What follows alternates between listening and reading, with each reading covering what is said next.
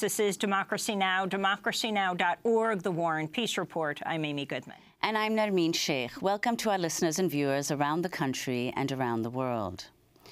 We turn now to escalating tensions between North Korea and the United States. On Wednesday, U.S. Defense Secretary James Mattis warned North Korea not to take any action that could result in the, quote, end of its regime and the, quote, destruction of its people. Mattis's warning came one day after President Trump startled the world, hinting the U.S. could carry out a nuclear strike on North Korea. North Korea best not make any more threats to the United States. They will be met with fire and fury like the world has never seen. He has been very threatening beyond a normal statement. And as I said, they will be met with fire, fury, and frankly, power, the likes of which this world has never seen before. Thank you. Hours after he spoke, North Korea threatened to strike the U.S. territory of Guam in the Western Pacific. Guam is home to 163,000 people, as well as several major U.S. military bases. A statement issued by the North Korea state media said of Trump, quote, sound dialogue is not possible with such a guy bereft of reason, and only absolute force can work with him. Tension has been rising over North Korea in recent weeks. The UN Security Council recently imposed a new round of sanctions against North Korea over its test launches of 2 intercontinental ballistic missiles last month. The sanctions ban North Korean exports of coal, iron, lead, and seafood, which would slash up to 1/3 of North Korea's export revenue. Meanwhile, China's warning a war of words between the U.S. and North Korea could spiral out of hand. On Wednesday, Secretary of State Rex Tillerson attempted to defuse the situation. He spoke on Guam at a stopover on his way back to Washington. I think Americans should sleep well at night. I have no concerns about this particular rhetoric of the last few days. We're joined now by Tim Shurak, a Washington-based investigative journalist who grew up in Tokyo and Seoul and has been writing about the U.S. role in Korea since the late 70s, a correspondent for The Nation and the Korea Center for Investigative Journalism in Seoul. He spent April and May in South Korea, where he interviewed South Korea's new president, Moon Jae-in. So you returned from Korea, Tim. This tension escalates to a level we have not seen before this week, with President Trump promising fire and fury. Your response and how people in South Korea, and as your reading of all the press in North Korea, are responding to this? Well, I thought Trump's statement was astonishing and, frankly, frightening. It was reminiscent of the statements that President Truman made before he dropped the atomic bombs on Hiroshima and Nagasaki. And basically, he was threatening North Korea with nuclear strikes. And this is an extremely dangerous position for an American president to take, especially when there is no immediate threat to what they call the homeland. North Korea has definitely built rockets that can go for thousands of miles. It's not clear if they actually have an ICBM that can reach the United States. The DIA, the Defense Intelligence Agency, put out a report this week. They actually leaked a report this week to the Washington Post saying they should have the capability to put a nuclear weapon on an ICBM by next year. It's not clear if that's going to happen. There are clearly forces within the administration, within the military-industrial complex, and within the think tank industry here in Washington that are driving towards war with North Korea. As far as people in South Korea go, when I was there in April and May, and the tensions were pretty high, that's when Trump sent this armada of ships and carriers and also later submarines to Korean waters. People in South Korea were a lot more concerned about what Trump might do than anything that North Korea might do. And I think that's still the feeling today. I think that people in South Korea have, heard these similar kinds of statements from North Korea for years, and often see it as kind of, bluffing and just making strong words to scare people. But what Trump said raised it to a whole other level. And I think there is a deep concern there that Trump and the U.S. military could do some kind of preemptive strike on North Korea's missile sites, as was reported last night on NBC News. So I think it's a very, very serious situation. And what do you think the significance is, Tim, of North Korea saying that its plan to fire 4 missiles near Guam, which is, of course, a U.S. territory, will be ready soon? And they denounced Trump, his remarks, saying that he is bereft of reason. Well, you know, starting in the Obama administration, when tensions became high with North Korea, the U.S. began routinely flying B-2B bombers from Guam to the Korean airspace. Sometimes they've been accompanied by Japanese fighters on the way, and then they're picked up by South Korean fighters as they enter Korean airspace. And, you know, these bombers, while not nuclear capable, they are capable of widespread destruction. They have incredible amounts of ordnance inside that could probably destroy half of North Korea. And the U.S. has been sending these planes over routinely from Guam, and they did it as recently as 2 days ago. And so I think North Korea's statement was, you know, a warning to the United States that it's very aware of the base where these planes fly out of, and that they may have the capability to shoot missiles at this base. Well, let's go to that statement made on North Korean state media. The North Korean army will complete its plan to hit Guam before mid-August, reporting it to our nation's nuclear forces commander-in-chief, and will stay ready for his order of proceed. So that was a statement made on North Korean state media earlier today. So, Tim, can you talk about what was said in that statement, and whether this is unprecedented in terms of remarks that the North Korean state has issued before? It's unprecedented in saying they're going to go after a specific U.S. base, or in this case, territory as well. But they've made statements like this before. You know, during the 1990s crisis, they talked about when they pulled out of the Nuclear Proliferation Treaty, they talked about turning Seoul into a sea of fire, and that scared people in South Korea for sure. But you know, their statement is they talk about a plan, and that they say that it would be carried out on the order of, you know, Kim Jong-un. And they have made this kind of statement before. Earlier in the year, they said they were prepared to test another nuclear weapon, and they're just waiting for the order to do it. So it's a threat saying that they have the capability, and they're just waiting for, you know, the dear leader, the great leader, whatever they call him now, to make this, give them the order to do this. So they're not saying they're going to do it tomorrow. They're saying they're prepared to do it.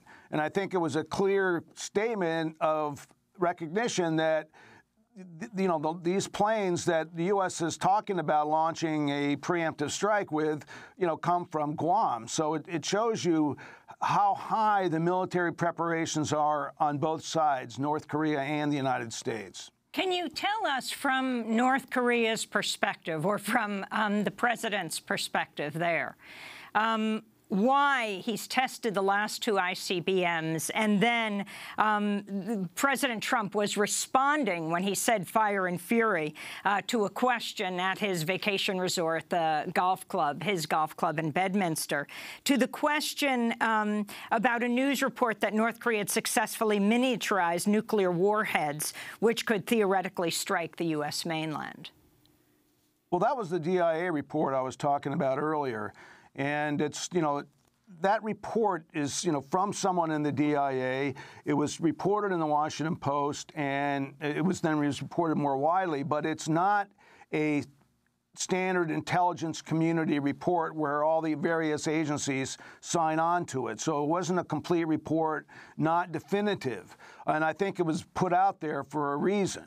And you know, Trump was definitely asked about that report, and then apparently that's when he made these statements. But, you know, North Korea has been building missiles and, you know, building slowly its nuclear capability after a series of negotiations that with the United States that some were completed, went on for a while, and then they fell apart for various reasons. And, they fell apart during the Bush administration in particular. And then, President Bush tried to reinvigorate the talks toward the end of his term. And they actually had 6-party talks involving China and Russia and Japan and South Korea later in Bush's term. And they were close to a 6-party agreement at that time where North Korea would end its nuclear program and put a moratorium on its missiles when Obama came in. And President Obama's policy was basically to ratchet up the tension. I mean, they looked at negotiations and direct talks with North Korea for a while, but rejected that. And early on in Obama's administration, North Korea fired a rocket that they claimed, and I think accurately claimed, they were trying to put a satellite in space. And that was grounds for Obama taking North Korea to the United Nations. And they were condemned to the United Nations for this, and sanctions were slapped on them. And they began proceeding, to test more nuclear weapons after that, and proceeding on their missile campaign. And the Obama administration was very, their policy was basically they hoped that North Korea was going to collapse, and that would end the problem. And they took on this policy of, cyber war, basically. They tried to use cyber attacks to weaken or weaken North Korea's, missile program and try to damage it in some ways like they did with Iran and Stuxnet and their nuclear program. And they also had, as information operations directed in North Korea. And for North Korea, its most important goal in all of this throughout has been wanting an end to the United States hostile policy. That's what they say in almost every statement. They want an end to the American hostile policy. And they saw what Obama was doing and also what Bush was doing was clearly a hostile policy.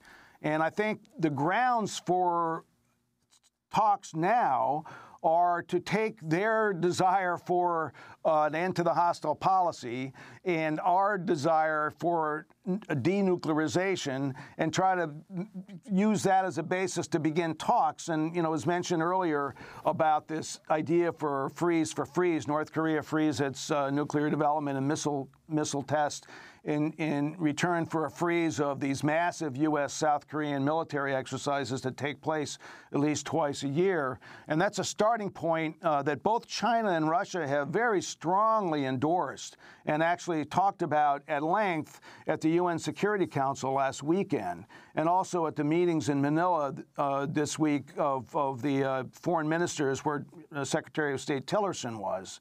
But the U.S. has rejected so far this freeze idea, although Tillerson the other day said he would open talks with North Korea if they would suspend their missile tests for a while. So I think the door is slightly open there for diplomacy, but this war talk is raising tensions to a very dangerous level. Well, let's go to yesterday's State Department press briefing.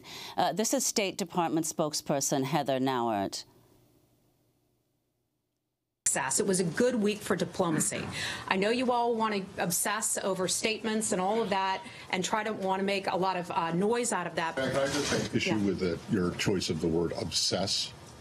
I mean, we're not obsessing about this. This is the President of the United States threatening a nuclear-armed country, whether you want to accept it or not, a country that is armed with nuclear weapons with fire and fury, the likes of which the world has never seen. I don't think that it's obsessing to want to know what to have a further clarification of exactly what that means and whether or not it means that you're preparing to send fire and fury raining down on the North Korean regime. And I'll let the president's statement stand for itself. Okay, but I mean, it's not obsessing to want to know more about what that means. So that's State Department spokesperson Heather Nauert responding to questions about North Korea and accusing people of needlessly obsessing about statements that Trump has made. So, Tim, can you respond to that? And also, experts, analysts, many of whom suggest that actually nothing is going to happen. This is all bluster, because neither the statements of the leader of the United States or North Korea, neither of them and their statements can be taken seriously. And what you think needs to be done. First of all, kudos to that reporter for pushing back on the State Department spokesperson, because, generally here in the media, particularly the broadcast media, has been all focused on war, war, war, and the possibility of war. And I think this is particularly true at CNN. It's almost like they're craving a war with North Korea. And I think it's very good for reporters to be asking about negotiations. After all, Secretary of State Tillerson and Secretary of Defense Mattis have been stressing diplomacy throughout until the statement yesterday by Mattis. Mattis, in fact, has been, a voice of reason within the administration, has been saying all along, throughout the last few months that the Trump administration is going to go for a diplomatic solution, not for war. And the statements he made yesterday, I guess, was on the orders of his commander-in-chief, went in the opposite direction. So I think it's very appropriate to ask about the diplomatic solution. Why are we going to war? Why are we threatening war when we haven't even attempted talks with North Korea?